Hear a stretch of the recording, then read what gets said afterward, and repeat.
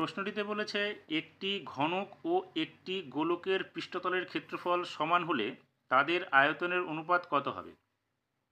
তাহলে ঘনক এবং গোলকের পৃষ্ঠতল অর্থাৎ গোলকের সমগ্রতলের ক্ষেত্রফল আর ঘনকেরও সমগ্রতলের ক্ষেত্রফল। ঘনকের সমগ্রতলের ক্ষেত্রফল কি, যদি বাহু এ হয় তার মানে হচ্ছে 6a² সমান কী হবে, গোলকের পৃষ্ঠতল অর্থাৎ বক্রতলের ক্ষেত্রফল, সেখানে হবে 4πr²। এখানে আর বলতে গোলকটির ব্যাসার্ধ।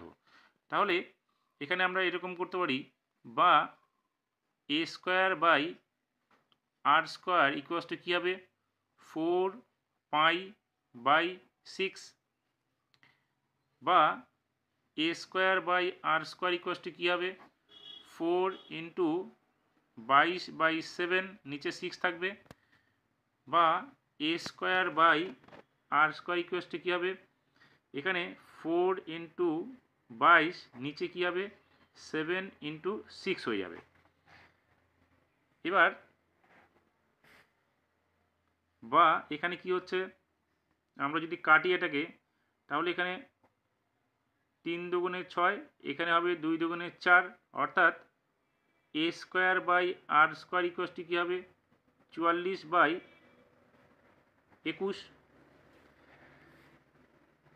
বা a/r ইকুয়ালস টু কী হবে √44/21।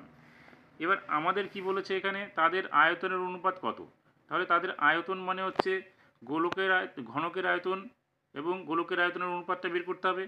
ঘনকের আয়তনের ক্ষেত্রে কি হবে, এখানে বাহু কিউব বাই আমাদের গোলকের আয়তন কি 4/3πr³, তাহলে 4/3πr³।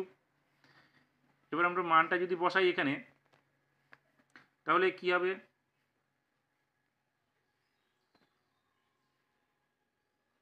a³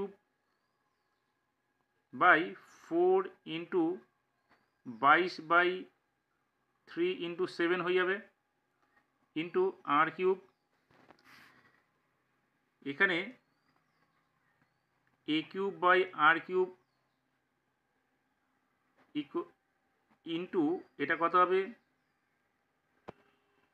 3 × 7/4 × 22 হয়ে যাবে আমাদের, এখানে কিউব হবে। তাহলে এইবার আমাদের কি করতে হবে, a³r³, এখানে আমাদের a/r এর মানে বের করেছি, তাহলে এখানে আমরা লিখতে পারি 44/21 তার কিউব ইন্টু 21/88। এবার আমরা যদি এটাকে কিউবটাকে সরাই তাহলে এখানে কত হবে, এখানে হবে দেখো 44/21 ইন্টু √44/21 থাকবে, কারণ এখানে কিউব করা আছে, তার মানে হচ্ছে স্কোয়ার করলে আমরা একটা পেয়ে যাবো এখানে, আর একটা রুট থেকে যাবে, ইন্টু 21/88। এবার আমরা এই 44 এটাকে কাটলে এখানে 2 পাবো, 21 কেটে যাবে, সেক্ষেত্রে এখানে কি হচ্ছে 44/21 ইন্টু 1/2। এবার এই 1/2টাকে যদি আমরা রুটের ভিতরে ঢুকিয়ে দিই তাহলে কত আসবে, এখানে চলে আসবে 44/21 ইন্টু 4। এটা দিয়ে যদি আমরা এটাকে কাটি তাহলে কত হচ্ছে 11, অর্থাৎ √11/21, বা √11/√21। এখন আমাদের কি চাইছে, আমাদের অনুপাতটা কত হবে, অর্থাৎ এখানে a³ = 4/3πr³, ঘনকের আয়তন এবং গোলকের আয়তনের অনুপাতটা কি হচ্ছে √11 = √21। এটাই হচ্ছে আমাদের উত্তরটা।